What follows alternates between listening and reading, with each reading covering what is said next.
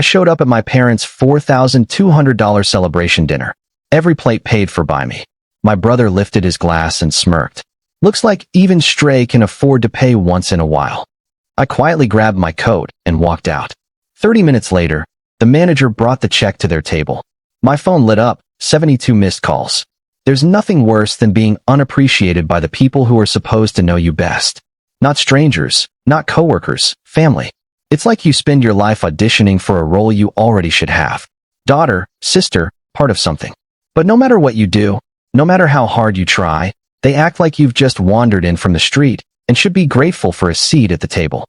That kind of rejection doesn't slap you in the face. It irritates you quietly like rust. It had been building for years. Missed birthdays, cold shoulders. My dad always finding something to criticize. How I talk, how I dress, how I live alone. My mom with her passive-aggressive comments about how some daughters don't call enough. And my brother Jason, who made everything about himself since we were kids. If he got a C, it was a genius move. If I got an A, I was trying too hard. That was the dynamic. That's what I walked into every single time we saw each other. So, no, I didn't expect a parade when I booked the celebration dinner. But I also didn't expect to walk out of it humiliated and done for good. It was supposed to be a surprise. Not the dinner, but what came after. I'd saved up for almost 5 months. I cut back on everything. No new clothes, no takeout. I canceled my gym membership. Also, I could give them something meaningful. Something that might finally make them look at me with pride instead of pity or disappointment. I made a reservation at one of the most upscale places in the city. Private room, custom menu. The chef even agreed to prepare a couple of off-menu dishes my dad used to talk about. I thought maybe that would soften him. My mom liked Cabernet, so I ordered 3 bottles in advance. And Jason, well, I wasn't doing it for him, but he got his favorite dessert anyway. All of it paid in full. I wanted them to relax. I wanted it to be perfect, and for a few minutes, it almost was.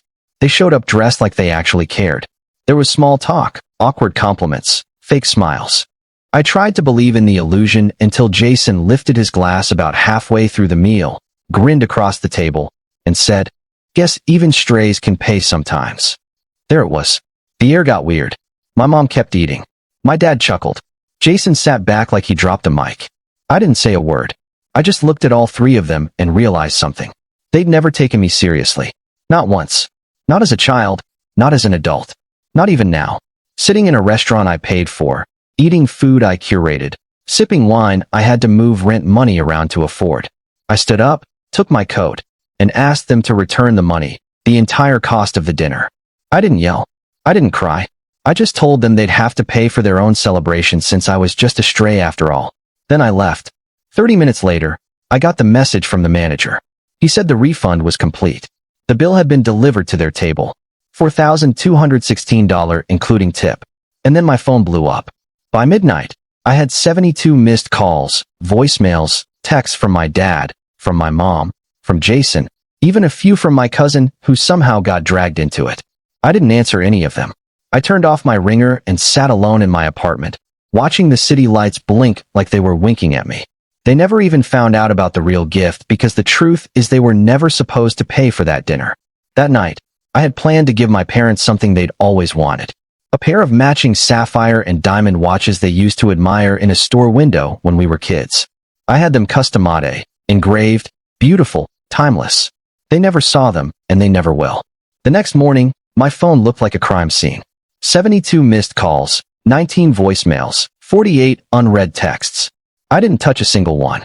I made coffee, sat by the window, and stared out at the gray October sky while my phone kept lighting up like a siren. It buzzed until the battery finally gave up. Silence. Perfect silence. I wasn't even angry anymore, just empty. The kind of hollow you get after realizing you've been trying to love people who don't really see you at all. When I finally walked into my bedroom, I noticed the 2 boxes still sitting on the dresser. Small dark blue with gold trim. The watches, the real gift, the one they were never supposed to know about. They were beautiful custom sapphire and diamond watches, one slightly larger than the other. The back of each was engraved. For every second you gave me, I thought it was poetic. I thought it would mean something. I imagined handing them over after dessert when everyone was full and smiling. My mom would have teared up. My dad would have finally looked proud of me for once. Jason would have clapped like an idiot. Maybe, just maybe, with sincerity. Now, those boxes just looked stupid, pointless. Around noon, I finally listened to the voicemails. The first one was from my dad, his voice sharp, not even pretending to sound calm. He said I humiliated them, that people were staring, that I made a fool of the family. He told me I owed him an apology. The second was from my mom. She wasn't shouting, but her tone had that same old edge, the one she used when she wanted me to feel guilty. She said she couldn't believe I'd walk out like that after they had been so kind. Then she added that she and Dad had to cover the whole bill, and it was a ridiculous amount of money, like I'd forced it on them. The third was from Jason. His voice was hesitant at first, then smug again by the end. He said, I took a joke too seriously and should lighten up. That was it. The three of them in perfect harmony. Blame, guilt, denial, like always. That night, I pulled the watch boxes closer. I sat on the edge of my bed, holding them in my lap, and thought about all the years I'd spent trying to fix something that had never even been broken, because it had never been whole. I remembered being 10, bringing home a perfect report card, and hearing my dad ask why I didn't aim higher. I remembered saving my first paycheck and buying Mom a necklace, only for her to say gold wasn't her color. And Jason, he used to borrow money from me in college, promised to pay it back, then joke later that it was character building for me to go without. I didn't cry. Not this time. I just got up, grabbed my keys, and drove across the city to the jewelry store. The man behind the counter recognized me immediately. When I explained what happened, he didn't interrupt or ask questions. He just nodded, inspected the watches carefully, and said they were in perfect condition. Normally, we don't do refunds on custom pieces, he said, but we actually have a couple who's been asking for something similar. Timing's on your side. He processed the return, and just like that, $6,400 went back onto my card. I thanked him and walked out without looking back. When I got home, there were more missed calls, this time from both my parents. I ignored them all, but then one came through that I couldn't ignore because the voicemail started playing automatically. It was my dad again. He said they'd been talking and that I'd gone too far this time, that I'd embarrassed them in front of everyone. And then, just before the message cut off, his voice lowered into something cold and cruel. He said I was a stupid daughter and that it would have been better if I'd never been born. For a few seconds, I couldn't breathe. Not because I was shocked, but because part of me had always known he thought that way. He just finally said it out loud. I sat there for a long time. Then I blocked both of their numbers. Jason's too. That night, I poured a glass of wine and stood by the window again. The city looked different somehow. Quiet, distant, like it had taken a deep breath. And for the first time, I didn't feel guilty. I didn't feel small. I didn't feel like the stray anymore. They call me one. But strays survive. They learn. They stopped returning to the hand that keeps pushing them away. And I was done returning. When I woke up the next morning, my apartment felt unusually still. The kind of silence that hangs in the air after a storm when everything's been knocked over, but the world hasn't quite decided what to do next. I checked my phone expecting more missed calls, more frantic messages. But there was nothing. No notifications, no buzzing, just quiet. That's how I knew they were angry. My family has never been the kind to talk things out. They believe silence is a punishment. My dad uses it to control people. My mom uses it to guilt them. And Jason uses it because he's too cowardly to admit when he's wrong. The pattern was always the same. They'd explode, disappear for a few days, then wait for me to come crawling back, apologizing for whatever imaginary offense they'd invented. But this time, I didn't crawl back. For the first time in my life, I didn't try to fix it. I didn't send a message to clear the air. I didn't explain my feelings. I didn't offer any peace. I just lived. That weekend was quiet and strangely peaceful. I cleaned the apartment, took a long walk downtown, bought myself flowers for no reason, and even stopped by the farmer's market near the park. Something I'd always wanted to do, but never had time for. It was the smallest, most ordinary happiness, but it felt new, like a clean slate. Then Monday came, and so did the first email. The subject line was a single word. Well, it was from my mom. Inside, she didn't ask how I was or if we could talk. She didn't even mention what my brother said at the dinner. It was just a list of complaints. How embarrassed they'd been when the manager handed them the bill. How everyone had stared. How I had overreacted and made things awkward for no reason. Then came the part that made me pause. She said they'd heard from Jason that I might have had another surprise planned. Apparently, my brilliant brother had seen the jeweler's name on a package a few weeks earlier and put the pieces together. My mom wrote that if I'd really bought something special, I shouldn't withhold it out of spite. That phrase made me laugh, It was so on brand for her. I didn't respond. By Tuesday, she'd sent 2 more emails. The first was long and emotional, full of guilt trips about family unity and how much my father had done for me. The second was just a picture of her and my dad at the restaurant that night, smiling with their wine glasses, captioned, "You were going to give us something. We're still waiting." It felt like they were mocking me all over again. That afternoon, I finally replied with one line. I returned the gift. "You don't deserve it." For hours, there was silence, until an email from my dad appeared. 2 paragraphs. The first was pure anger. He said I'd disgraced the family, acted like a spoiled brat, and that people were still talking about it, as if reputation was everything. But the final line hit differently. "You've always been a disappointment, Martha. Sometimes I think we would have been better off if you'd never been born." I read it twice, then again. It didn't hurt like I expected. It just confirmed what I'd known deep down for years. Their cruelty wasn't accidental. It was deliberate, and that realization was freeing. That night, I deleted every number, blocked every contact, erased every voicemail, good and bad, until my phone showed all messages deleted. I sat there on the floor in the quiet, and for the first time, I didn't feel sad. I felt clean. No more walking on eggshells, no more pretending, no more waiting for love that never existed. They thought silence would punish me, but for me, silence was peace. A week passed with no calls or emails. My life felt lighter. I was sleeping, eating, even breathing better. Then, on Thursday night, someone knocked. I looked through the peephole, and my stomach turned. It was Jason. He looked nervous, holding a grocery bag. I almost didn't open the door, but when he softly said my name, I gave in. He placed the bag on my counter, takeout from the diner we used to love as kids. The smell hit me with nostalgia. He started talking fast, saying Mom and Dad were in shock, that Dad regretted his words, though not enough to say sorry out loud. Then he told me something that made my heart stop. After I blocked them, Dad had tried to dispute the restaurant charge with his bank, claiming I'd tricked him. My refund was frozen for 2 days before it went through again. Jason said, Dad lost it when he realized he couldn't reverse it. That's when Dad said those words again. Better off if she'd never been born, in front of Mom. Jason said she broke down crying and confessed something he'd never heard before.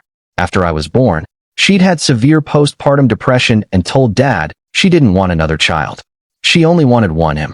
But Dad demanded a proper family, and every time I stood up for myself or didn't fit her mold, it reopened old wounds she'd never healed from. Jason admitted he felt ashamed about his own behavior, about that cruel toast. He even brought a small box, a gold heart-shaped keychain engraved with "Forgive me when you can." I didn't know whether to believe him. He said Mom and Dad wanted to make amends and had booked another dinner, same restaurant, same private room, this Saturday. I just stared past him at the city lights and thought about all the time I'd once given them. When he left, I found an envelope in the grocery bag, a check for $4,216, the exact cost of the dinner, with one word in the memo, owed. I didn't know whether to laugh or cry. Saturday came wrapped in uneasy quiet. Jason texted, called, begged me to come. It's different this time. I ignored it. At 7:03, his last message, we saved you a seat. I could picture it perfectly. Mom's forced smiles, Jason glancing at the door, Dad sitting stiff, playing the victim. Something in me burned with curiosity, so I called the restaurant using a fake name.